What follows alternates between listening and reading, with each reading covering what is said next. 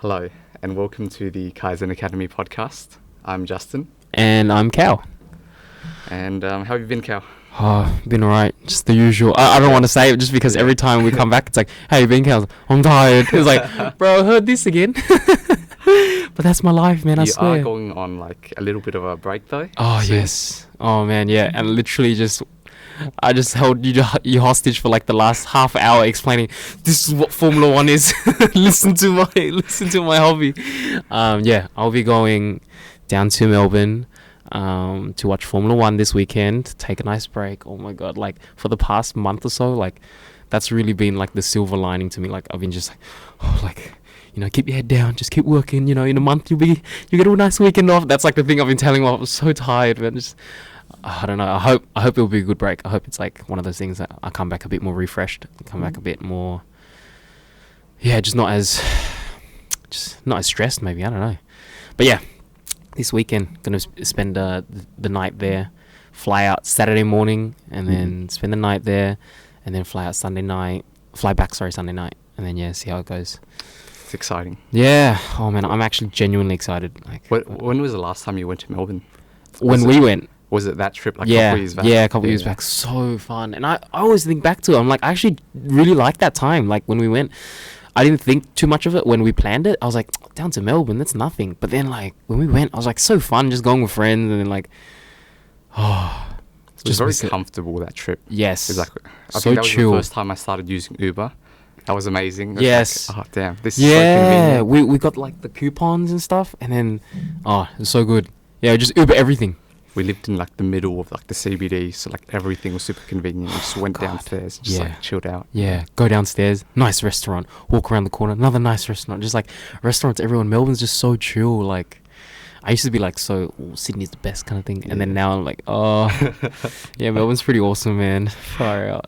It's like everything's so organized, I guess. Yeah. Like in the CBD, whereas like I guess like our city, like we've had we've been like building that light rail for the last like 3 years. Yeah. Our like we've had the lockout laws for like a couple of years. Yeah. So the city has felt kind of like all over the place, man. A bit like a bit messy. But yeah, true. Like Melbourne feels like they've done it for a while. They know what they're doing. It's like, yeah, it's like we know, like we're chill, you know, like these restaurants they open till whatever, and like everyone's like out and about and stuff, and it's just nice vibe, man. Like it feels cleaner as well. Yeah, I don't know. Like is that a thing, or maybe I'm tripping? Like. Yeah, I don't know. Like, I wasn't sure if it was like, oh, I'm on a holiday, everything just looks nicer. Yeah. But I feel like Melbourne is, like, the CBD is definitely cleaner than the Sydney CBD. Yeah, man, Sydney CBD sometimes, terrible. It's a bit grotty, yeah. Actually so bad, man. Like, oh, God. I don't know what it is. Just, yeah, I don't know. I have no idea. Just a bit embarrassed, man. A bit embarrassed about Sydney. It's like, when you go to Melbourne, but yeah. Super excited. Just change of scenery too. Yeah, it'd be nice.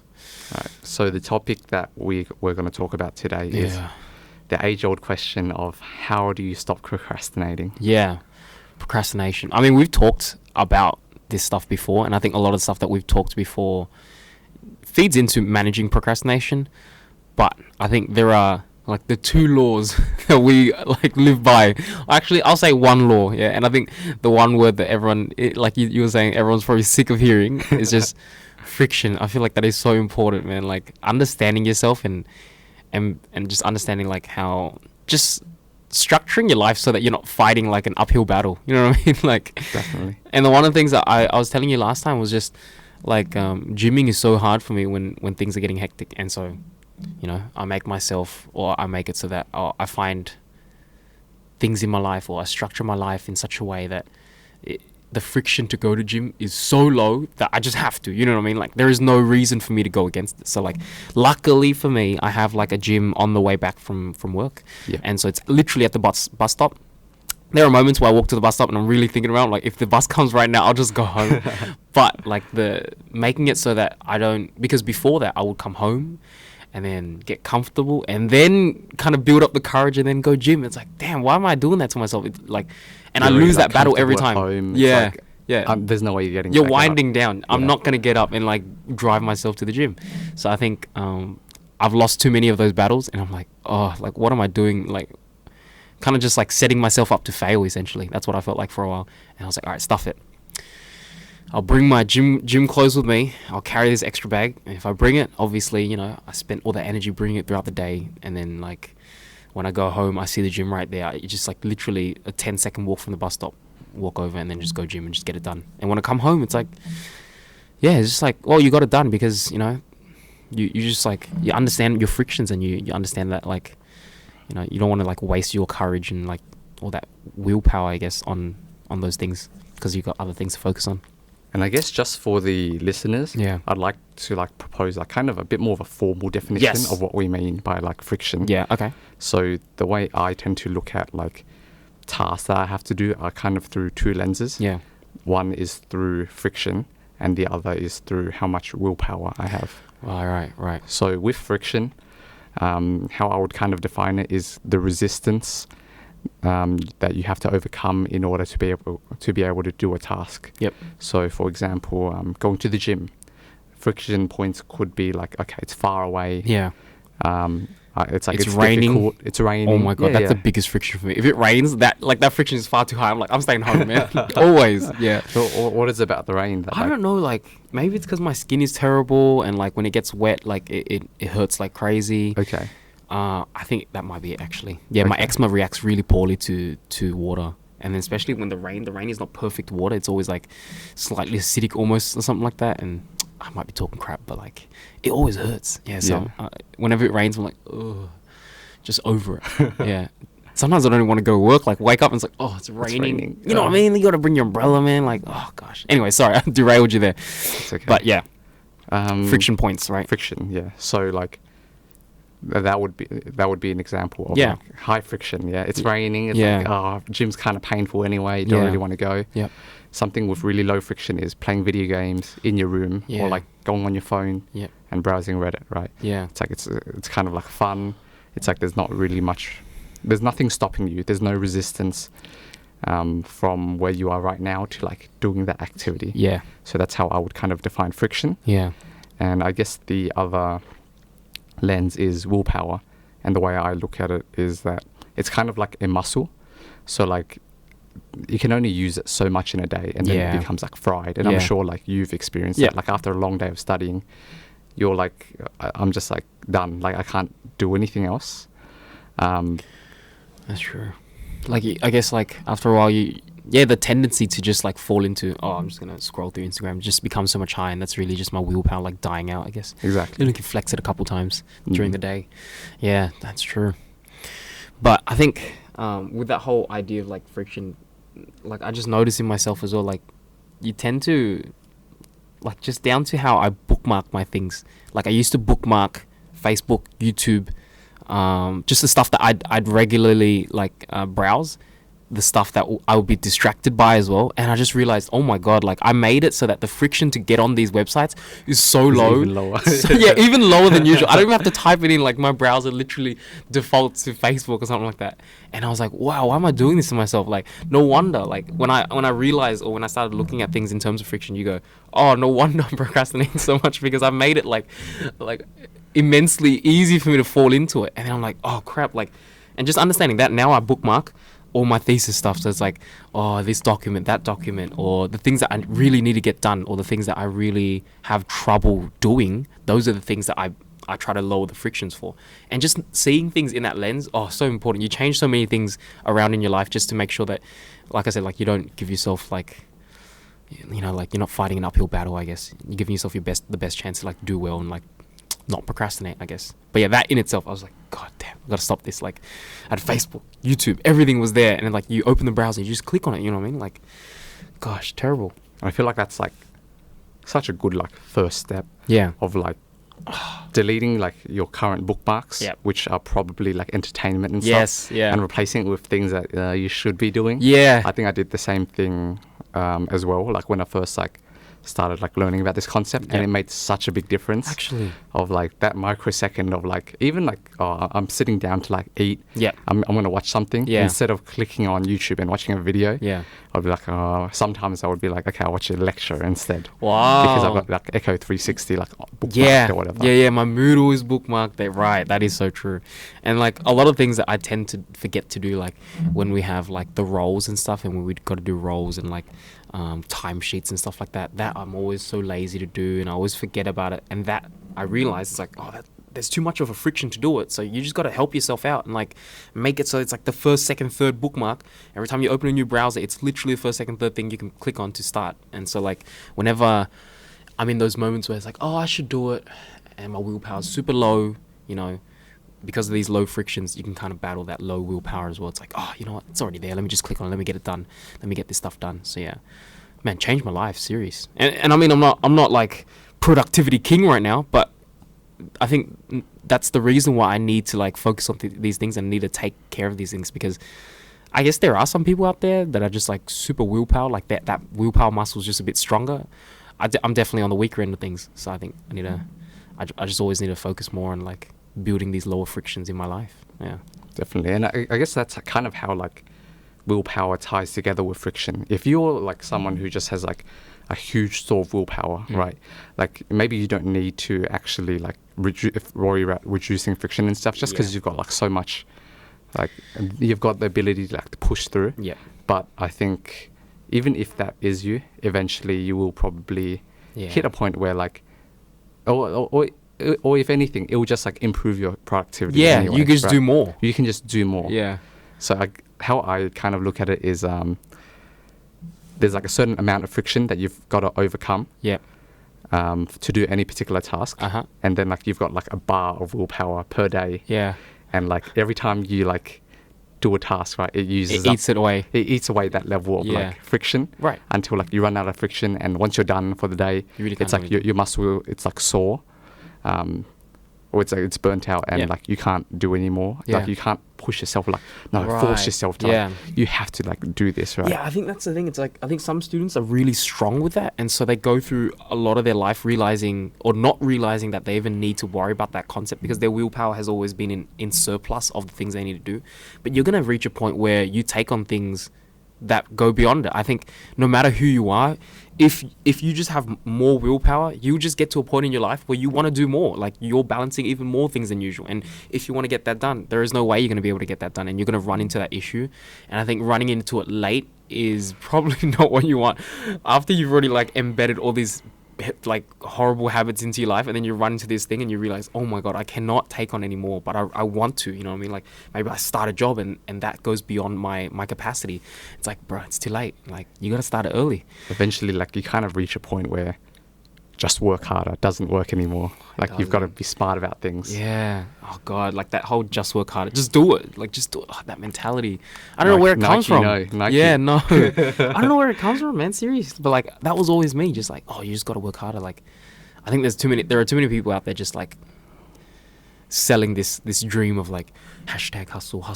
You got to be on the grind. You got to, like, if you're not doing 20 hours a day, you're slacking off, you're a lazy bum, whatever it is. And I'm like, oh god, you've just got to watch this like motivational video, and then, like just push through everything, right? How many times are you gonna watch it and before you get sick of this guy saying the same 10 things? You know what I mean? Like, bro, I get it. Like, oh, look at my Lamborghini.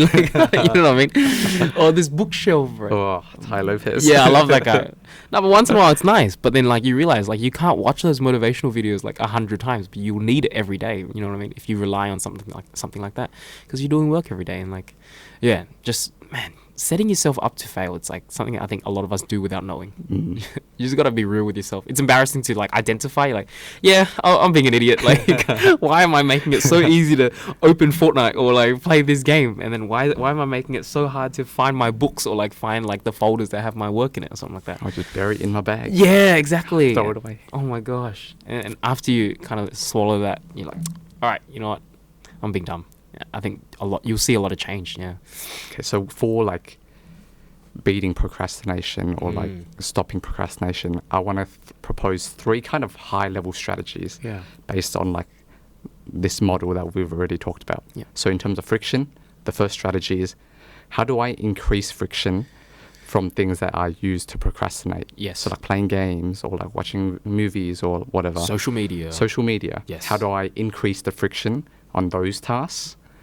Number 2 is the opposite. How do I reduce friction for tasks that I should be doing? And the third is actually, how do I make my willpower muscle stronger? Because I I feel like the metaphor of a muscle Yeah. works so well because it functions exactly like a muscle. You can only use it a certain amount per day, but Yeah. the more you use it, I feel like the more it gets stronger. The more you learn to focus, the better you get at focusing. Yeah. Okay. So you can actually. So it's not really like you're born with it kind of thing. Ah, right. I mean, like You're born with something. Some people are born strong, right? Yeah. Oh yeah, But true. it's like- But it's something you can work on. But something you can work on. It's most Okay. definitely something you can work on. Okay. Cool. So what can we do to work on it? I'm interested in that. Like, what can I Yeah. do to build my willpower muscle?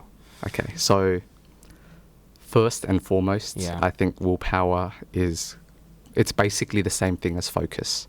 Would you agree from personal experience? Yeah, they're Like, virtually the same. After like I've spent like a couple hours studying really hard Yeah. for like a test or something, Yeah. I've kind of used up my willpower, and it's harder to go to the gym after I feel so fried, right? Yeah.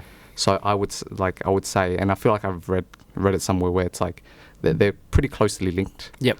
And the way you would train it is through training your focus. So Interesting. things like meditation. Meditation is probably for like a really big part of meditation is learning to be focused, learning Yeah. to be present, right? Yeah. Because that's essentially what you're doing when you meditate. Oh, You sit okay. down and then you focus on your breath. Yep. And just like whenever a thought comes in, you learn to like, okay, let go of that thought. Yeah. You're letting go of the thought, and you bring yourself back Yep. to like your breath. And that's essentially drilling your focus, right? So like and then eventually like when you're doing your essay and then you feel this inclination to want to go on Facebook, it's the exact same thing of I can like sense this like thing trying to drag my attention away. And I'll let it go. I'll let it go and I'll bring it back to whatever I'm doing right now. Yeah. So I think meditation is Literally the best thing. Is literally like Yeah. training your Like if your you want to focus. train your muscles, you go to the gym. You want to train your willpower. You're saying literally meditation is the one Meditation. thing you need to prescribe yourself. Yes. Very important. Wow, that is And true. It's meditation is probably the purest form, but you can also like, purest form. Yep, you can that's practice right. mindfulness like anywhere, right? Mm. Like if I'm sitting down with you talking right now, Yeah. I'm going to do my best to not let my mind wander. I'm going to Yeah. try keep myself present in this conversation. Yeah. Or something I've been doing recently is I try not to multitask when I'm like entertaining myself. Yeah. So if I'm watching a movie or I'm watching like YouTube videos, I don't like have Facebook open that's bad, on another yeah. tab. I literally turn off my second screen Yeah. and I'll put like my phone away, because when you're playing on your phone and then you're also like listening to a podcast and then playing games at the same time, you're really teaching yourself to like fragment your concentration, and you're making your focus muscle like weaker. Gosh, that is true. Fire. That's terrible. I do that all the time too, because Yeah. my thought process is like, I have this time to myself. Let me try to entertain myself as many ways as possible. So I'll be on Facebook, YouTube, and everything's open. You know what I mean? And all I'm doing is I'm just training myself to not focus, and I'm just learning to unfocus essentially, and just destroying my willpower every single time I take a break. Oh no. Oh God, that's terrible. Yeah, it's something I've been trying to be more aware of and like mindful of, is when I'm entertaining myself, just like, all right, focus on one thing. Let's watch this one YouTube video, and like not kind of deviate my attention. Damn, that's true. My brother's been like I told you, my brother's been telling me like, get into meditation. Like, it's so hard, but like for me, like the friction of getting into meditation, it feels like a lifestyle change. It feels too much of like a shift. Like, oh my God, I gotta start like. Because I guess in my head, whenever I think about meditation, it's like, oh, you wake up early and then you sit there and like you meditate for a good 20 minutes. I'm like, damn, that's too much effort. But what he's getting me to do is just, every time I do something that I have to do in my everyday, which is drink water. It's like in that moment you try your best to meditate for like the few seconds for whatever it is. And then hopefully, in a couple months, I can come back and be like, oh, meditating is not too bad. And I've gone more deep into it. But yeah, right now it's difficult. So maybe we'll put that later on. Let's go through like a list of things that maybe people are potentially procrastinating on. Ooh, yeah. And then we'll kind of talk through like how we would approach like Okay. starting these things, right? Yeah. And so meditation's our first one. Yeah, Let's okay. let's put a pin on that. Yeah. meditation, our first, what is this, like tactic or on a way to train our willpower, right? Our first task so we've got 3 strategies to Okay. attack procrastination. Yeah. And then we'll build up a list of tasks that we've been procrastinating on, Yeah. and how we would apply these 3 strategies Oh, okay. to tackle this task. Yeah. Okay. So let's put a pin in that. Yep. And move on to like the second strategy. Yep. Which we've already been kind of touching on, which is decreasing friction Yeah. with tasks that we want to be doing. Yeah. So I guess an example would be exactly like what you were saying there. Oh, yeah. Reducing the difficulty of the task, right? Yeah. Like if an essay is like 20 pages, Gosh, yeah. you don't tell yourself, I gotta I'm going to do Yep. all of this in one day. You break it down. You're like, okay, today I'm only going to plan my essay. Yeah. Tomorrow I'm going to do 200 words. The day after I'm going to do 200, and eventually like maybe like, okay, I'm getting into the rhythm of things, I'll ramp it up to 400 Yep. or whatever. Yep. I think, oh man, that's something I've tried to do. I think it's helped. Hasn't really solved all the problems in my life, but like past few semesters just had to do so many reports, and that was like how I tackled it. Or else I would have just like sat there. It's like, how do I do this? Like, and I suck at writing. So like even writing like 1,000 words is so hard. But then I'll go, okay, today I am literally just writing dot points and notes and structuring. That's it. I'm not doing any more than that. I cannot do any more than that. And so like I'll give myself all of that, and then come back in the next day. All right, we'll do half of the introduction, man, because I'm so dumb. Like I cannot even get through one full introduction. So I'm like, I give myself as little to do as possible. But to do that, you also got to realize you got to start these things early, and that's why leaving things till the last minute. It's a vicious cycle. Yeah, it's pretty much like oh man, what is that? Hey, leaving things to the last minute.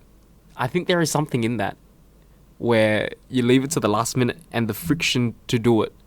You know what I mean? Like, because now the deadline's right there, you have to do it. So you're like, you're just being lazy essentially, right? So you're just being lazy, and you're not like practicing your willpower, and you're kind of like letting outside like external sources kind of control your life. But I think in saying that, there is a lot of value in that, because sometimes that's how you want to live your life, right? Sometimes you need external structures to do things, and that's like what I was saying, like with my whole gym thing. It's like, I'm not gonna personally put in the effort to go to the gym, but I'll structure my life in such a way that the gym is right there, and then I'll just have to go, right?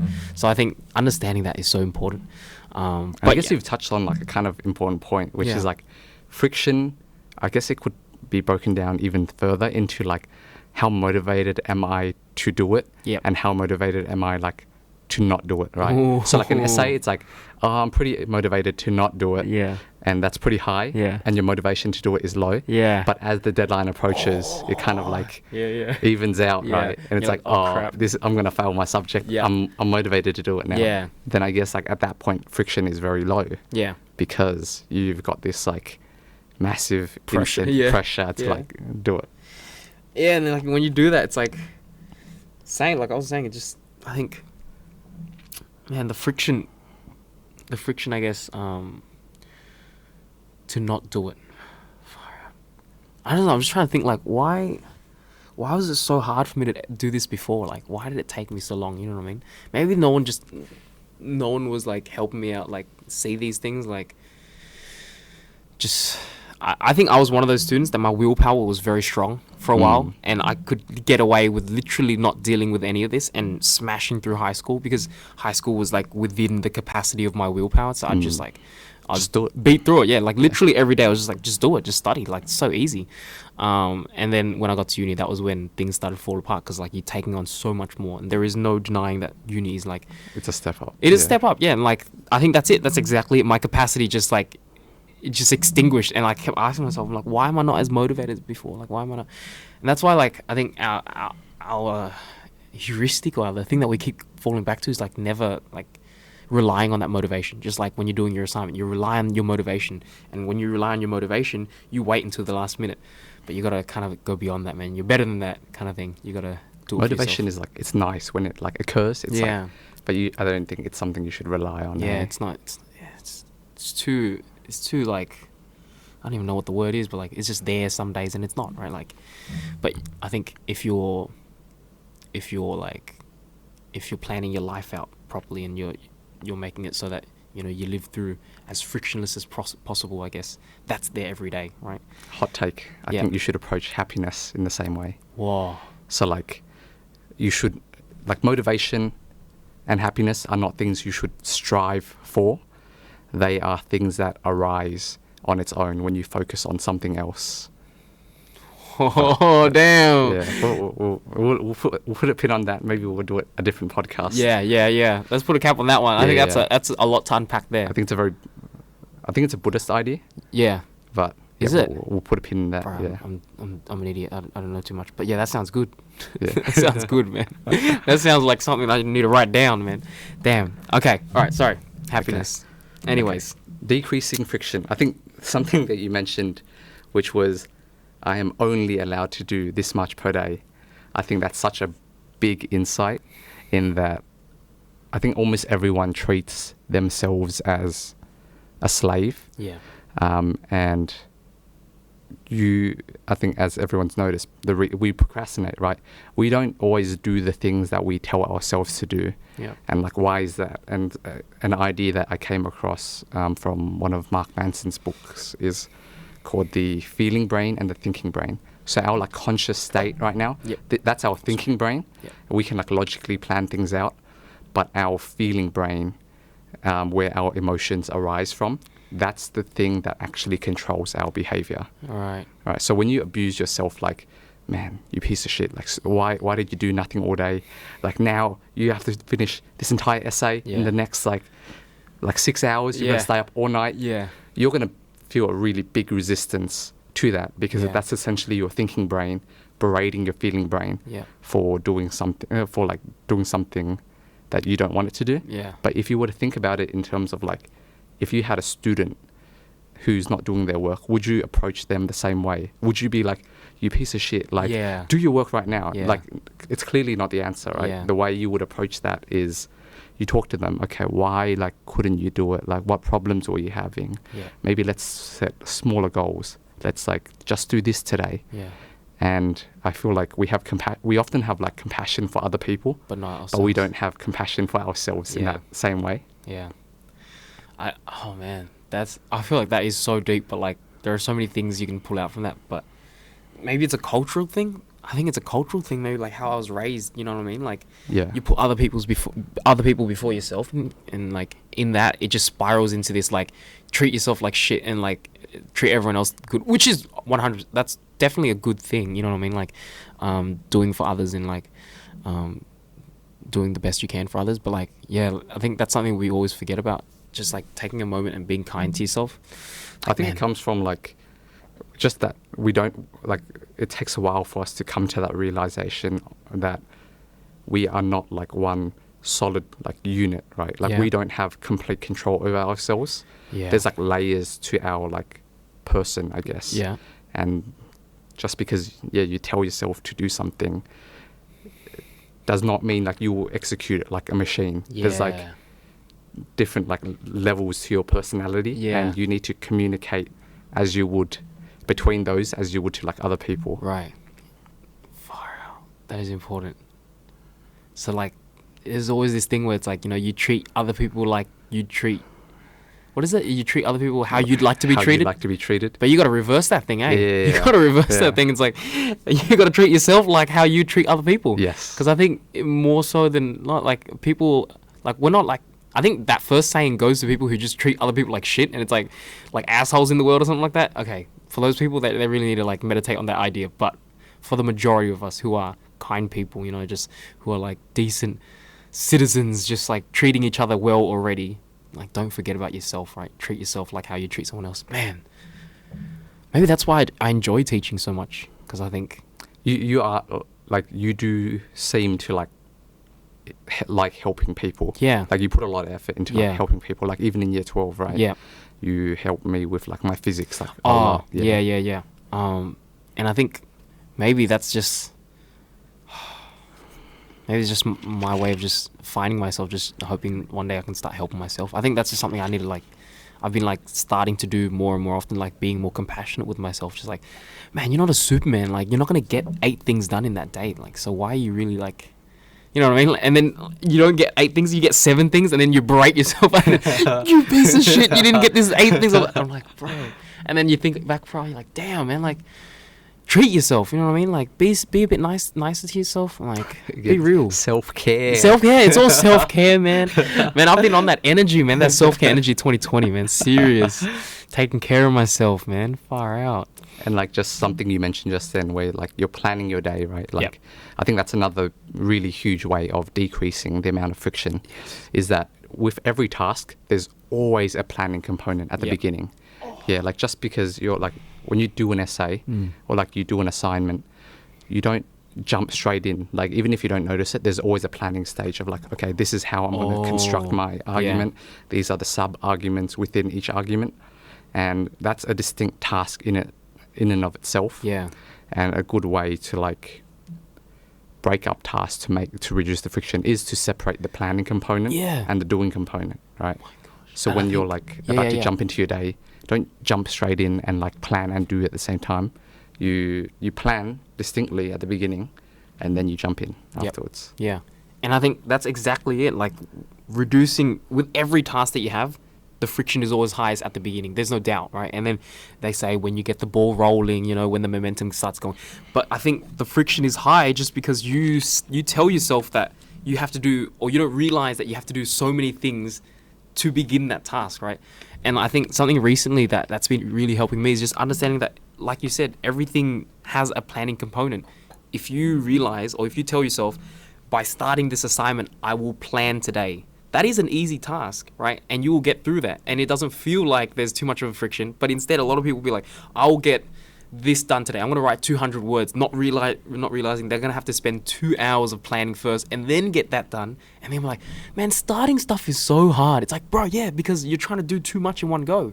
Man, that's insightful. I think everyone needs to take a lesson from there. Like just everything you do, no matter how small it is, like I think there is always...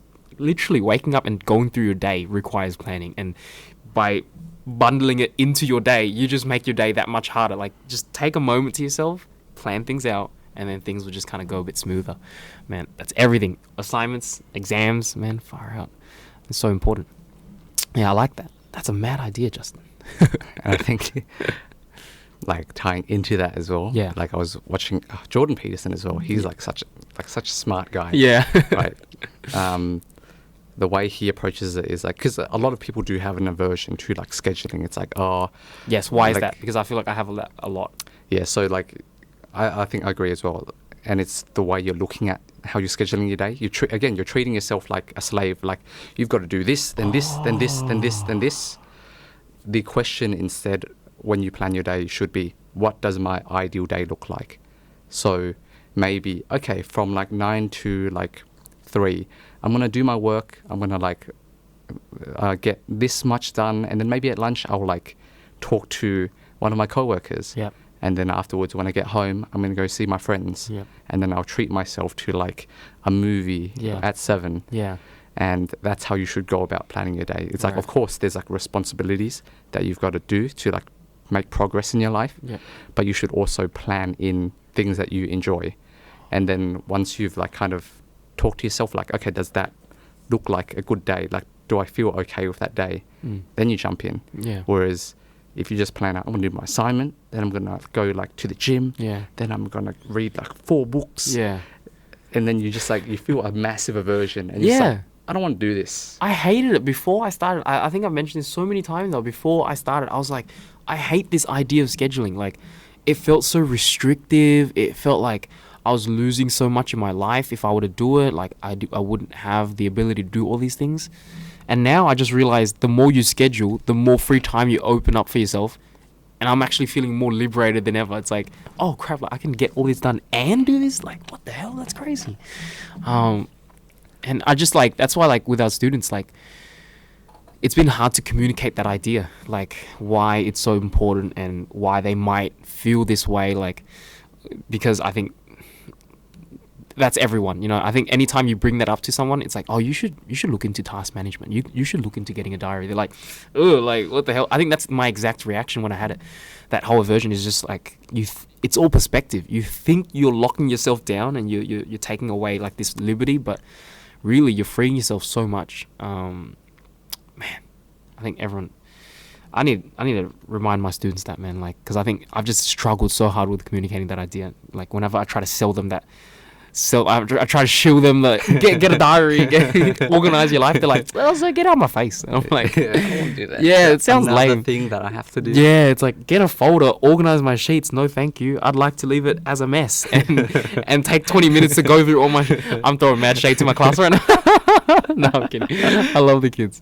But yeah, it's been hard to communicate that idea. But now that you said it, it's like, wow, it really clicked in my head. Fire. This Jordan Peterson guy, bro. He's a good bloke. Yeah, true. I thought you were drinking the Kool-Aid, but but he's to be honest. but he's got some good Kool-Aid, but he's got some good Kool-Aid. It's good. Yeah. Oh man. So was there another one another tactic? The third Right. strategy was how to increase friction to the things that you should not be doing as much. Yeah. So things like, well, the things that you're procrastinating using, right? Yeah. So like whatever it is for you, like playing games, social media, reading manga, I don't know, whatever, right? Yeah, man. Sometimes like I want to give credit to myself, like, oh, Cal, you did well last year and stuff like that. But I feel like some things in my life just happen so serendipitously, like just like, oh, is that even the word? I don't even know. Just came out of nowhere. But like the beginning of the year, my graphic card died. Beginning of last year, when I started to like really start studying properly, my graphic card died. And boy, is that like the best friction to not play games, you know what I mean? Like, it's like, what's the best friction? Literally throw your computer out the window. Like, my computer just died and like I could not play any more games. And that was an issue that I had the year before. I was playing too many games, took up too much of my time. And yeah, so I'm like, it just happened. Like, okay, we came back from the cruise and it was like, I just turned on my computer and it was like, oh, graphic card's just dead. So I just had to throw it out. And that was like the best thing that really happened for me. And now computer's out the window. I got like a laptop and that was one of the things in high school. I got rid of my computer. Oh man, I feel like I learned these lessons and I threw them out the window back in high school. Like in year 10, played so many games. I remember in year 7, year 8, like remember back in the days when they gave us that little cashback tax thing where it's like you spend 1,500, you get 750 back and everyone built like the maddest game. That's what everyone uses it for. I literally, it's like, oh no, I need a computer for study. I was like, Dad, let's go to the shop. Let's buy like the most tricked out gaming computer ever. I had like the best thing ever. We're playing all these games, and so my life derailed, I guess, because the friction to play games was just, I literally my power. I could play any game. Like zero friction. Just boom. The computer's too powerful. It will boot up too quickly. The games were there. There's no lag. So then, and then I think at the end of year 10, I was like, I've had enough. And then I gave my computer to my dad. I was like, no more. And I bought a small tablet, and that was my only thing. I had a small tablet that would connect to a big screen if I ever needed a bigger screen. And that tablet was pretty crap in terms of running stuff, but all you could do was productivity stuff. And then by the end of year 12, I've relapsed, I guess. I was like, oh, I want to play games again. And I built myself a computer.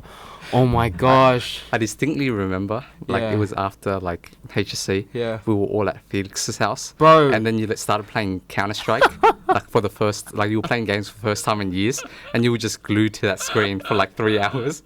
Everyone else is just chilling outside, and you're sitting in his room playing. Oh god, man. I always tell my students that I'm like, oh man, it was so bad because like at the end of physics, that was our last exam. Yeah. I was like, Felix, run that CS, bro. Turn on your computer. I want to play right now. And I shit you not, that literally threw my life in disarray for the next 3 years, man. Okay. Yeah, and I was like, go build my own computer, bro. I got a scholarship, and I was like, build a computer with that. How embarrassing. I built a computer, built like the most tricked out thing ever at the time, and then played so many games after that. And then I was like, man, why can't I study as much anymore? And it's like, oh, because the friction to play games is just unbelievably low these days. And then like everyone was doing it. No, I'm not going to deflect blame, but like, everyone was doing it. So it's so much easier to kind of fall into that. And I was already doing it myself, me being one of the biggest perpetrators anyways. Like I was G'ing everyone up to play anyways. But and then after that, recently, graphic card died, got myself a laptop again. It's like, laptop's good enough. And I bought the laptop knowing later on I might want to play a couple games. But that would to play the games, I need to set it up properly. It's not really like as easy as before. But yeah, the laptop now is just work. I think the only thing I battle these days is just like a bit of YouTube, maybe a bit of procrastination on YouTube, and that's it. But yeah, man, my life was so much harder when I had to fight like gaming or the temptation of gaming. And like again, like your willpower is kind of like a muscle, right? Yeah. Why use it up fighting This a battle irresistible battle that you don't have to fight? Yeah, just delete it. Oh man, it's hard to yourself to like, I don't know, man. Like maybe the takeaway is destroy your computers, man. Just don't build a computer. Don't build one, man. Like if you know, be real with yourself, because I know some people can. You know what I mean? I feel like some people out there, they have that willpower. They're willing to. I think they can have like. I'll meet some of my colleagues at where I teach is just like they do med and stuff like that, and they're really smart people, and they're very high performing individuals. So, and I always see them and I'm like, wow, just how do you guys do that? Because they will say, I have a gaming computer and I play games. I'm like, how? You know what I mean? So I think there is definitely some of us that we just have to admit that we just don't have that much self-control right now. We don't have that much willpower right now. And so we just need to take some action, a bit of affirmative action, and just, remove those things from your life. Be real with yourself. I think I was lucky enough not to need to face that and actively do it myself because my computer just pooped itself. But I think a lot of us need to like kind of look into ourselves and just, I need to take these things out of my life so I can do a bit better. And then maybe when you have that willpower, it can come back in. I don't know. Yeah, definitely. Because like there's levels to like decreasing friction, right? Like if let's take the example of gaming. Yeah. Like if it's a problem, if it's a huge problem, if it's literally ruining your life, right? Yeah. Like you're failing all of your subjects, you're not leaving the house, like all your relationships are like deteriorating because of gaming. Mm-hmm. Then maybe you should throw your computer like out the window, like straight into the trash can, right? Yeah. Like when you because that's what you need. You can't have. You need the ultimate level of friction there. Yeah. But if it's more of I wish I could be a little bit more productive. I sometimes procrastinate a little more than I should. Yep. Then there's smaller measures that you can do. Yeah. For example, don't study on the same computer that you game. Yeah. Right? That's one level of friction. It's okay. I physically need to turn off my computer and move to my other computer. Yeah. To play games. It's a bit of a luxury, but I get where you're coming from. That's a bit of a luxury. Yeah. Another could be using software that blocks particular websites and like programs. Yep. I personally use a lot of them because I have low levels of self-control. I use Freedom and Cold Turkey. Yes. Both on my computer, and they're both set to like. There's just particular times where I'm not allowed to play games, and initially I only had one, but then I kept turning it off. Yeah. So like the answer is not, okay, these software don't work. It's add more friction. Yeah. So I now have two programs that I have to turn off before I can play games. Man, that's so true. Because I feel like some people I've spoken to, they're a bit like adamant on the idea that it just doesn't work because I'll just turn it off. It's like, I think you just need more friction. Yes. They just keep piling it on until you find your point where it's like, oh crap, this works now. I have to unlock 6 different softwares before I can game. That's my friction point. Yeah, that's true. It's like the biggest excuse of like, I can turn it off. Yeah. Therefore, like it doesn't work. It's useless. Yeah. I'll give you 2 to turn off now. Yeah, exactly. We'll see about that. Another thing I like to do is moving to like completely different environments where I can't play games. We've spoken about this. Yeah. Like I like to go to uni to study, right? Yep. If you don't have a laptop, I have definitely printed out my entire like course notes and just studied from that. Wow. When like it was really crunch time and like okay, I can't afford to even like look at like your laptop, Reddit or like Facebook or something. Wow.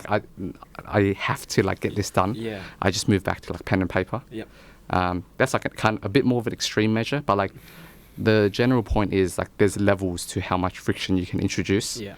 And you can adjust that based on like your needs. No one's going to be prescribed like the same thing. I don't think anyone needs to destroy, it's not across the board. You don't need to throw out your graphic card or anything like that. But yeah, I think you need to take a moment and think about where are you in life? Like how are you doing in terms of like that, in terms of like managing your procrastination, and then prescribe yourself the appropriate measure, I guess. for me, just was a bit extreme because I was doing so poorly. But yeah, that's a lot of insight to unpack there. Then I guess now let's move on to like a couple of like habits that we'll pick out that like people tend to want to start but like always procrastinate on. Yeah. So meditation was one that we talked about just then. Yeah. And for me, I think because there are so many, because I asked my brother, I was like, because he was like, you got to do it, and I was like, oh, like it's just too much. Like it just feels too much of a lifestyle change, and then like too much effort that I have to put in. And the excuse that I told myself then was, oh, I have too much on my plate right now. Like I can't stack on another thing, right? And so he was just asking me, he was just trying to query like, oh, what's my life like? Or what kind of times do I have available? He was like, oh, what do you do when you wake up? And I was like, I wake up and then I go back to sleep.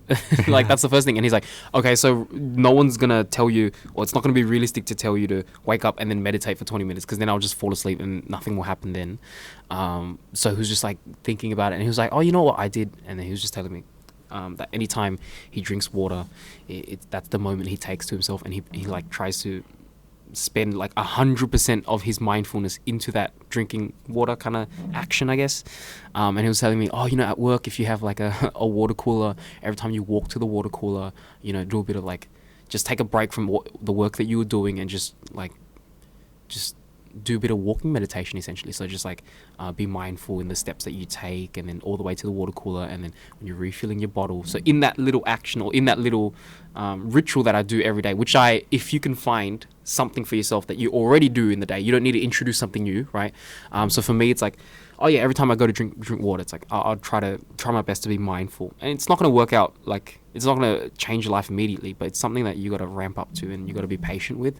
So like the first week, like every time I drink water, like it would be hard because sometimes people are talking to me, and then I'd want to drink water, and I'm like, oh crap, I got to stop talking to this person, or I got to stop paying attention. So you got to be a bit more mindful there. But yeah, it's helping a lot. Like every time I drink water now, there is like this and then like there's like just a sigh of relief, and then just like a couple breaths of just being mindful, and that it helps me bring a lot of the anxiety I've had in the day down, like and if I do that like periodically, it really helps manage the whole day. Like sometimes like you're going 100% and you're like full gun, and like you don't even notice that you're like so tense in your chest. And so like small things like this, I'll drink water, and I'm like, and I'll feel like just like a couple breaths, just being mindful and just taking it back. It's like, wow, it's really helping.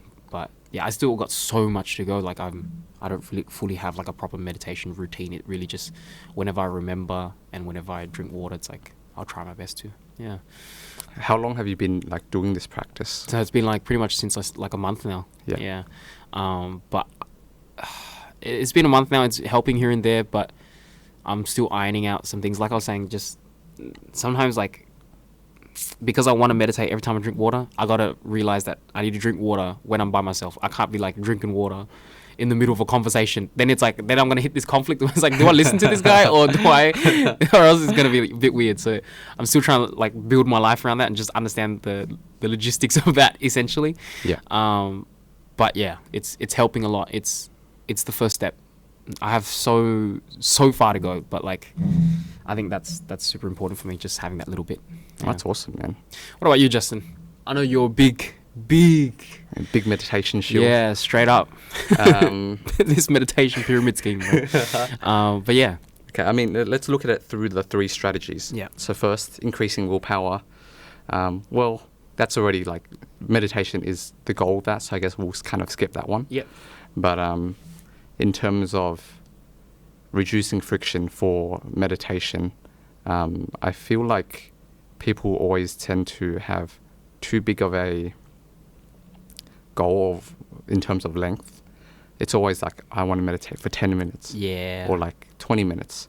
And for someone who's never meditated before, that's like really hard. Yeah. Like it's very unrealistic to expect that you'll be able to meditate for like 20 minutes the first time you try. So I would say like reduce to about like 3 minutes. Yep. And limit yourself, like distinctly say, I will only meditate for 3 minutes. Ooh, okay. Don't try to like go further than that. Don't try to like, oh, I'll just push a little more. Yeah. Or like, don't set your expectations too high. Yeah. Keep it low when you first start. Yeah. And I would like definitely say start with guided meditations, because there's kind of like I've kind of read in a few places this attitude of like, oh, meditation, all you need to do is sit down and like think about nothing. Yeah. And like that's The hardest thing ever. What are you talking about? That's like Yeah.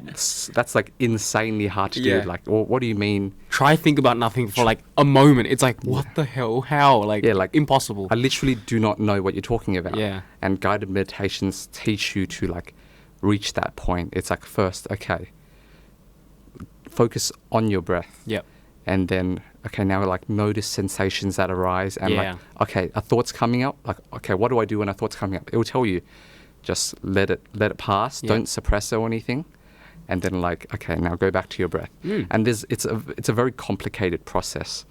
I guess like I don't know if it's Yeah. complicated, but I think it is, man. There's a lot Hell, that can go wrong. So many layers. Yeah, Yeah, there's so many That's layers to it. complicated, man. Because like sometimes it would be like you're thinking about like thinking, things like that. It gets too And, meta. like it gets too meta. Yeah. And like it's really good to have something to like latch onto, and like it's training wheels. Like you Yeah. can't learn to Literally ride a bike train. Yeah. without Because training wheels. everyone's so attached to stimuli. Like when you're doing meditation, it is the absence of stimuli, right? So you need something that's like someone to like help you through. I've always found that like the easiest way. Like I did do a lot of it in year 12, and I did find that really helpful, and it's something that I'm trying to get back into now. But there is this one video that I've now like cemented to. It's just like that's the one that I go to because I feel most comfortable with it. I feel most familiar with it. And it is just like, oh, you know, like talking you through these things. Oh, you know, there's that thought coming up. Oh, you feel that little itch coming up. It's okay, right? You don't need to scratch it. It's like, that's a sensation. And it's like, it's helping you like to disconnect from like these things. And wow, like I think when you really get into it, it really does help. And it feels really like accomplishing almost. But yeah, I got a long ways to like get back. Another way I've been practicing mindfulness recently actually has been because of the coronavirus. Yeah. It's practicing not touching my face. And it's really hard. Because like things get itchy and stuff, like you really want to touch it. Yeah. But like another thing meditation teaches you is that sensations like itchiness and stuff, they like, you don't have to like scratch. Yeah. Like just because it's itchy, you don't have to scratch. Yeah. But it takes a lot of like, I guess, Willpower, focus, man. like willpower to Yeah. be able to not do that. Bro, I have eczema, so that is like the worst thing ever. Like small itches, I can fight, but like this, I'm like fire. I need like high level like meditation to like help me out with this, man. I mean, to be honest, I'm like really struggling with it. Yeah. I'm pretty sure I've touched my face like a few times like on this yeah. podcast Yeah. like already. Oh, and I think that's a cool point. Like the whole coronavirus thing now, like you have to wash your hands for a good. I think in that moment of washing hands, find yourself time to be mindful there, like because you have to be there for a while, right?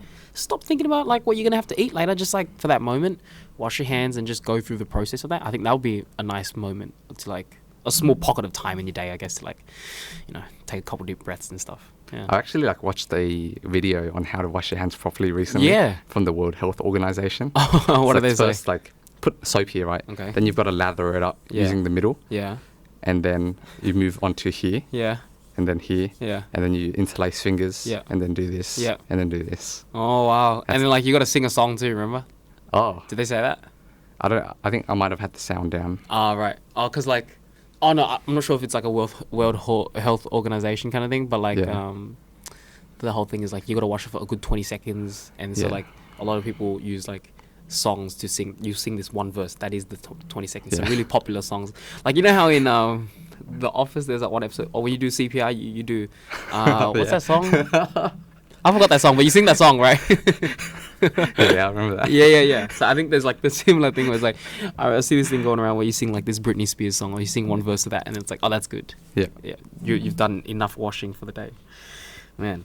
Yeah, see small things like that you know you're gonna have to do anyways. Try to find maybe that time to, you know, spend like just being mindful in that moment, because you're not going to get anything else. That it's like, I'm not taking anything away from your life. Like in that moment you're just going to have meaningless thoughts anyways, like washing your hands and or whatever. So maybe switch off, you know. Yeah, I think that might be a good way to like enter the whole realm of just like meditating. Yeah. Okay, so that's number one. Yeah. For like tasks that people have been procrastinating on. Yeah. I think number 2 and 3, let's do number 2, like we're talking directly to students right now. Yeah. Let's say they've got like an exam coming up in 2 weeks and they've been procrastinating on studying. Yeah. Let's do that one next. Yeah, And okay. the third one is, I feel like, a common theme with like almost everyone. Everyone has a bit of trouble like looking after their fitness. So like, how do I Yeah. start going to the gym? Yeah. Okay. What was the first one again? Sorry, I remember the second and third one. Okay, there's a student out there Yep. who's who has an exam in like, I don't know, 2 weeks. Oh, right. Yeah. Okay. What would we recommend for them to stop procrastinating right now? It's a good question. So let's say decreasing friction. Yeah. What can they do right now to decrease friction? Oh, so many layers to this, but I think it starts back in the task management stuff that we talked about. I feel like, you know what I mean? Like, Have a plan. Yeah, have a plan and Yeah. be able to schedule ahead so that you know that the deadline is there. Because I think a lot of people don't know the deadline is there, and then the friction to find out is too high, so you just leave it off, right? So things like when I mentioned the first time, like having my calendar built into uni so that all these deadlines pop up onto my calendar, that friction is deleted. I don't need to go looking for deadlines. I don't need to go looking for the assessment notification. I don't need to go around asking, hey, when's the exam? Like, what's the exam on? It's all there. That information is there. So I think that in itself, planning ahead of schedule and knowing that the deadline is there is maybe your first step, right? And then once you have that, and then you can see concretely, okay, I have 6 days or whatever it is. Now you can start planning. For me personally, I always liked it when it's like, I have a subject, I have 2 weeks. I have those 2 weeks, and then I have like A, B, C, and D things to do, and then I plan it out across. I just do basic division and I divide it over. That's always the easiest thing for me.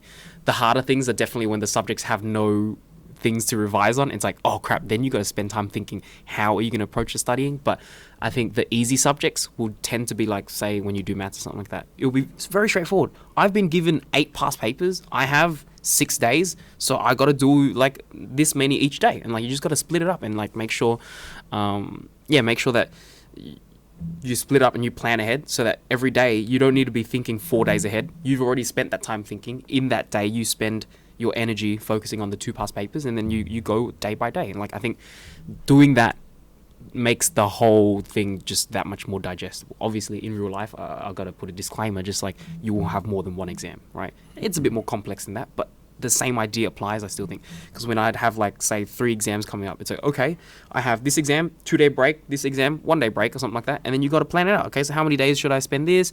And you try to make it so that, you know, your time spent on each subject is even, and you do a bit of maths, right? But I think, just following that, just planning out is super important. I would agree. I would say that's the core of how the first step you should take when approaching your exam, right? Is to have a plan. But just one caveat that I would add is that if you fall behind on your plan, don't wreck your schedule just to get back on track. Meaning, like, don't chuck an all-nighter to like, okay, I'm back on schedule. Because that will mess everything up. I would say take the L for today. If it's like 11 p.m. and you haven't started anything, today's a write-off. Just go to sleep and like decide to do like reschedule everything and decide to do whatever tomorrow. But falling into the cycle of, okay, I'm gonna have to throw an all-nighter, and then like tomorrow you're tired, and then you have to throw an all-nighter again. It's a really bad cycle to fall into. It's very unproductive. I'm tired because I'm literally I've been doing that this week, and it's something that I say so often. I tell my students, I tell everyone, I'm like, oh, you guys got to do this, and I don't even do myself. So I gotta really get back to that. Like, just it's so hard sometimes, but like taking the L. It's so tempted to just like, oh, let's just continue. And it's like 3 a.m. It's like, and you've gotten like a teeny tiny bit of work done, and then you're like, and you give up. And you're like, all right, fine, I'll go sleep. And then now you've just pushed your tiredness to the next day, and now your week is like literally thrown into disarray because every day you're tired and you're waking up a bit later than usual, and like every fresh day, which you're supposed to have like a nice fresh start, is now not fresh. It's like, oh, you start like on the back foot kind of thing. I'm like, oh, I gotta get back to that, man. I don't know. It's weird. Like, what do you recommend though? Like, if someone's like a bit too prideful, just any tips on taking the L? I feel like that's a big part of life. Gracefully taking the L. I learning think, like, to take the L. Because I know exactly what you mean by like prideful of like, Yeah. nah, I can push through it. Yeah. I don't particularly have any recommendations. Yeah, no, that's The right. way I got through it is to get beaten down by it so much that, Yeah, like, that you realize I that's realized this doesn't work. Yeah. It's just like I've had hundreds of nights where I'm like 3 a.m. Yeah. before like my exam, and Yeah. I'm like, wow. why am I doing this Yeah, for yeah. like the 50th time? Eventually, it cut in, and it's like, okay, you should just like go about this a bit smarter Yeah. and not rely on willpower so much. So maybe I just haven't hit my my threshold yet. It's like I'll just fail a couple more times and see how it goes, I guess. Yeah, I mean, negative emotions are like the best things to like spark behavior. We were talking about this change. before. I think Yeah. I'm gonna learn from that. And I feel like everything I've mentioned, it's always like, yeah, I do this now because I've just been wrecked by it too many times. It's like, oh, how did you do this? It's like, oh, I failed like a good 100 times first, and now it's like that's where I'm at. So yeah, just like deep down though, it's like I don't want my students to go through the same thing. It's like, let me show you guys. But sometimes they just have to fail for themselves and like find it in themselves. It's like the best way they can learn. But hopefully this will kind of like accelerate a bit of that. Yeah. Other things I would recommend, just in terms of like, okay, avoiding procrastination now. Yep. So we've reduced the friction of doing the work. Now you've got to increase the friction of the things that you procrastinate on. Yeah. So have a distinct time where you're like, okay, I am going to study here at this time Yep. every day. Ideally, it's go to like, don't study at home. Go Yep. to a public place, go to the library Yep. to study. Like you were saying before, delete your bookmarks for YouTube and everything. A small thing that I think could really do like big differences. Yeah. Library, environment. These are all things like we're just reiterating at this point because we've definitely talked about a lot of this. But yeah, it's so important. Building up those frictions, having those small little applications, cold turkey, right? Locking down your phone. There are apps for that as well, and that's the one I use personally. I don't really like have issues with my laptop per se. I think my laptop's more of one of those things where when I have to do work, it's like I don't know, like I don't really have an issue. I think the phone is the biggest thing that holds me down. So yeah, small apps that can hold your phone down, just like lock it out for like a good 30-40 minutes even. And they don't have to do much because like we were saying before, like it's not the fact that this app is stronger than you. Because I think sometimes you just need a bit of that reminder. It's to help you. Yeah. It's to help you. Because I can definitely delete this app if I really wanted to get on Instagram. But when I'm studying and I open I automatically turn on my phone, I see that little reminder. It's like, oh, stop it. And I'm like, oh, crap, I do have to do my work. And it just reminds, that's a small thing. And I think a lot of people don't realize that. It's like, when I see that, I'm not going to be like, oh, I need to see this Instagram feed. I'm going to delete this damn thing. Like, that's not how it works. Dare Yeah, let me you. restart my phone. Challenging me. Yeah. It's more like just, oh, yeah, I am doing work. Because sometimes the work gets a bit boring and your attention kind of just falls off. And that's fine, right? You just need to make sure that you have like these, these measures that you have in place to kind of catch you when you fall out of focus and just remind you, hey, you're doing this, and then you come back in and you can continue on for a little longer. Yeah. Absolutely. Yeah. All right. So that was student studying for exam. Students studying for exam. Have we covered? Is that it? I think, is that enough for a student going for their exam now? I think Plan so. ahead, right, and build these frictions in. Yeah. I think you should be all right. Now, what was the next one? Fitness. Wow. Fitness. So which we already How do you get fit? already kind of like started Yeah. a bit. But yeah, fitness. I think, man, fitness in itself, I think, is like one way to build. Obviously, you know, if you go to the gym, you build muscle, but also like willpower. I've also found like going to the gym like a practice of willpower. And so sometimes like I very actively think like, because I do a bit of cardio these days, like it's nothing amazing, but I do a bit of like running. And in that moment, there are so many times where I'm like, oh, just get off the treadmill, like, you know what I mean? And I gotta like, and so I get really like meta in those moments where I'm like, oh, like this is a time for me to practice my willpower and like build this muscle stronger. And I've always found that like having that integrated in my life has always helped. Like I build that willpower here at the gym. The next day I'm at work, I'm a bit more productive. I'm a bit more like, kind of like I'm fighting off the social medias is a bit easier. I agree Yeah. 100%. I Yeah? think running is like Oh, man. the ultimate test of willpower. Yeah. Of like, can I push through this Yes. resistance? Yeah, that is. Oh, because it's like your knee hurts and then this muscle hurts and you're like, bro, this. I could really just give up right now and go get a nice drink, right? But no, you gotta like you set your goal for yourself and like, come on, get through it. You got this. Like, and I've always found like that to align like because I used to jog quite a lot in high school as well. So it always aligned with the successful moments in my life. Like whenever I was doing well, like I had these things in my life. So I'm like, all right, I got to get back to this. Like, and yeah, like been doing it over the past month, I guess, and just noticing like, fire. Like some days you kill it, right? And some days you're just beaten down and you really got to, like flex that muscle and just train it. So like, and I always find myself like thinking back to that, like the reason why I push through most of the times is like, man, if you can't even push through this now, like how do you expect to go through like harder things in life, right? So that's like my moment to like, that's almost like meditation, because if you don't focus, It really is. man, like when you're running, if you don't focus, man, and you instead fall victim to the sensations of your body, you're done. You're done, man. You're like, gonna quit. Like your back hurts, like, oh, this stitch. Oh. And you're like, why is my elbow hurt? I'm not even right. Like, you know what I mean? And you start finding all these excuses. But yeah, I find that's why one of those things, like running, one of the most painful things, but also like really rewarding. So sometimes now I just go gym, I just do cardio and just go home, because I'm like, that's probably what I need. Yeah. okay, so reducing friction. Like Yeah. that's an example of like what you just said of like go to the gym. Like getting there is like half the battle. Yeah. Like you don't. I think again, I think I've mentioned it before, but like a rule that that was like immensely helpful for me when I first started getting like really like consistent with gym. Yep. Is to value consistency so much more than intensity. Yeah. So it's like if I get to the gym, I'm happy with myself. Like, okay, I'm here now. Let me can get go, something done. You can get home. No, you can go home, Justin. Okay. Yeah. But obviously you're not going to do that. Usually, no. Yeah, There was one exactly. time where I was like, I turned up and I'm like, you know what? I'm going home. Yeah. And that was fine. But most of the time, like, it's that resistance of like, oh, I have to go to the gym. Then it's going to be another 3 hour Yeah. session. Yeah. The rule you should have yourself is It's a like long maybe- session, Justin. Yeah. Sorry, 1.5 hours. No, but Let's like, I put it get what there, you mean. yeah. It's like you get there, you got to warm up, and then your session might only last for an hour. But like, oh, you might talk to people, and then like you come home, it takes a while. You got to shower, and then like, yeah, it is a 3 hour like process. Event. I get, yeah.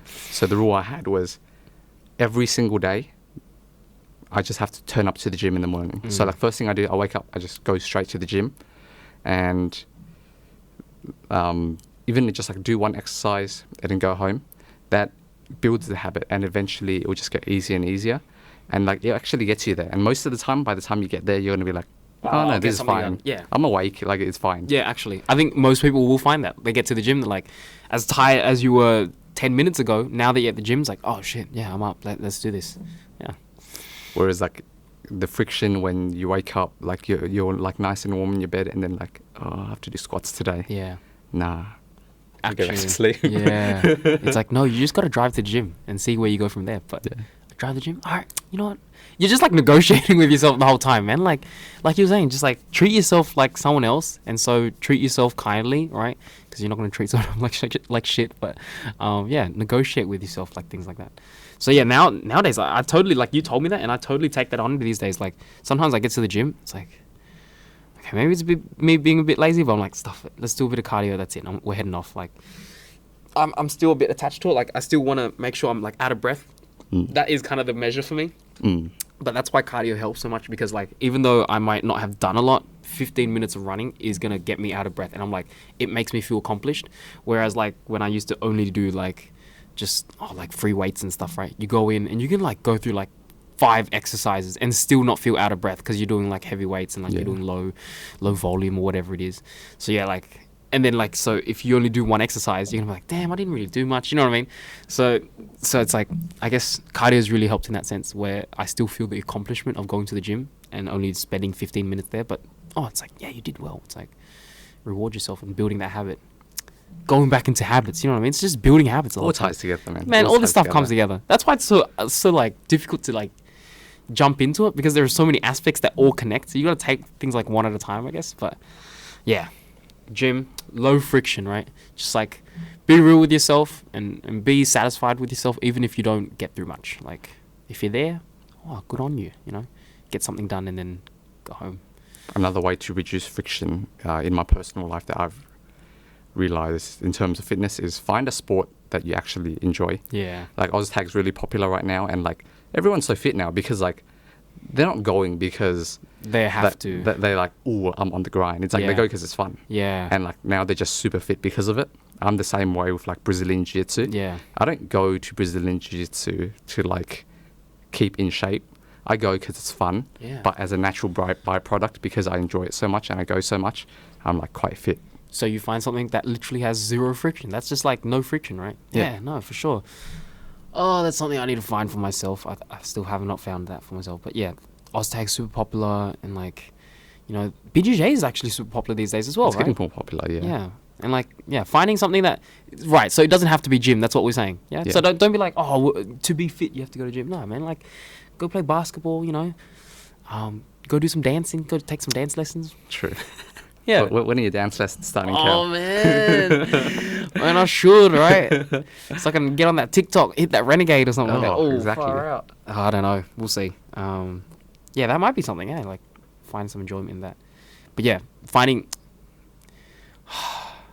doing something that you enjoy. You know, it's such a cliche. But we always talk about it. It's like, cliches are so important. You know what I mean? It's like, Because it's true. yeah, it's so true. It's like, listen to your parents, guys. Like, when people say, "Oh, do the things you actually enjoy," I know it's. Man, I used to hate that saying, but like, oh, find a job that. What is it? You know what is? Yeah. You know what? Yeah. If you love what you do, do, you you're not n- working a day of your life. Yeah, or some something. crap like that. I Yeah, used to yeah. hate it so much that I was Yeah. so against that idea. Yeah. But there is so much truth in that, and like, yeah, it might be that might be an exaggeration. I think the truth in it is very much that you gotta really find the things that you like doing, and like, just there is an aspect of, oh yeah, like work's gonna be difficult no matter what. But if you go to work and like the things you do, you actually enjoy. There is some aspect of it that you enjoy. Man, it makes it like so much easier. And just like with getting fit, like find something that you actually enjoy doing. Some people really do enjoy weightlifting and like bodybuilding and stuff. That's why they like just go crazy, right? But for us, it might just be something else. Yeah, it might be dancing. I don't know. We'll see. Yeah, so important. So is that it? We'll have in terms of fitness, right? Be kind to yourself. Build a habit. Yeah. Consistency over intensity. That's right. Consistency over Yeah. intensity. And what was the other one? Low friction. And that was what I was talking about at the beginning, right? Just try to design your life around. For me personally, that's really helped. Design your life around it so that it's like really to go. I just got to take like 10 extra steps from the bus stop for me. I'm like, I'm there. So it's not too bad. Like bring my clothes to work and like all these other things. Have everything ready. Oh yeah, Yeah. have everything ready. Yeah. Like bring all the necessary things so you don't have to run around like figure this stuff out. Like plan everything out. Yeah, that's it. This is good.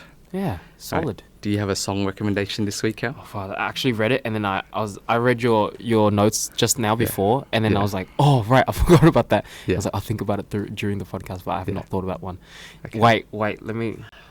Far out. I've been listening to a lot of BTS recently. Oh, yeah? Yeah, my little sister's like really helped me on that one. I don't listen to BTS at all. Yeah, I've never really Yeah. before as well. Obviously, What's Boy With Love is like, you know, the song that you don't even have to actively listen to. It was so popular, like everyone. I No, don't what? know. I'm Yeah. I'm very isolated, to be honest. Oh, okay, yeah. Yeah. I listen to my Spotify, and that's it. What's a good one recently? My little sister's been showing me. Because they came out with the new album, and like my little sister's like a huge stan, right? And so like she built like a playlist for me, which is Okay. very cute. It's like, oh, Yeah. these are some of the songs you might enjoy. And she's like, oh, you might not like them all, but you know, I think there are some songs in here that you might like. And it's That's like, nice. yeah, the playlist is just a whole bunch of BTS songs. But a song that I've just come back to like the past 2 weeks is just, yeah, like if I, you know, the other day you were saying like when you like a song you just repeat it. Yeah. Yeah, I do it, man. I do it as well, man. And I really like a song. I just listen to the same one until I get full sick of it. But the one I really like is something called 0 O'Clock. 0 O'Clock. Yeah, by 0 O'Clock BTS. by BTS. Yeah, it's like 00:00, Oh, like okay. midnight, the kind of thing. Yeah. And then they call it 0 O'Clock. But Yeah. yeah, super nice song. Yeah, that'll be mine for today. Okay. What about you, The Justin? mine I actually a already bit of know, but a bit of an old one. yeah. It's Unfaithful by Rihanna. What age is showing? And I feel like the reason I chose it is because, like, one, I've been listening to it recently, but it's Yeah. also very pertinent to like what we've been talking about today. So the song, like, it's about this girl, Yeah. and she's cheating on her partner, Okay. but he knows, and like she knows that he knows as well, but she can't.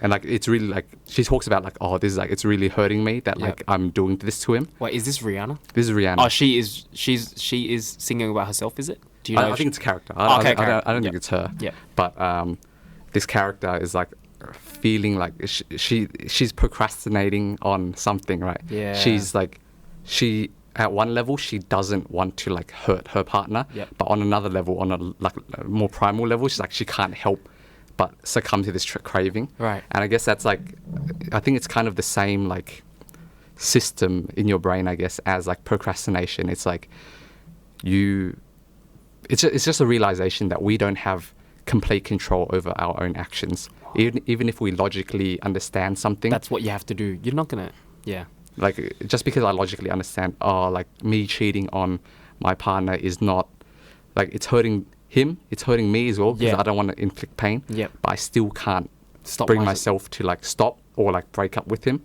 It's a very, like, interesting song. Same dynamic, I guess. A bit more extreme, definitely, but Yeah, very a lot more similar extreme. dynamic. I see where you're coming from. That same push-pull, right, with the whole procrastination thing we're talking about. Yeah. Wow, okay. And then what happens at the end? Does she resolve the issue at the end? Nah. Is there a music video that happens? Oh, I don't know, actually. So it doesn't... So nothing happens. She just talks about that experience of her Yeah.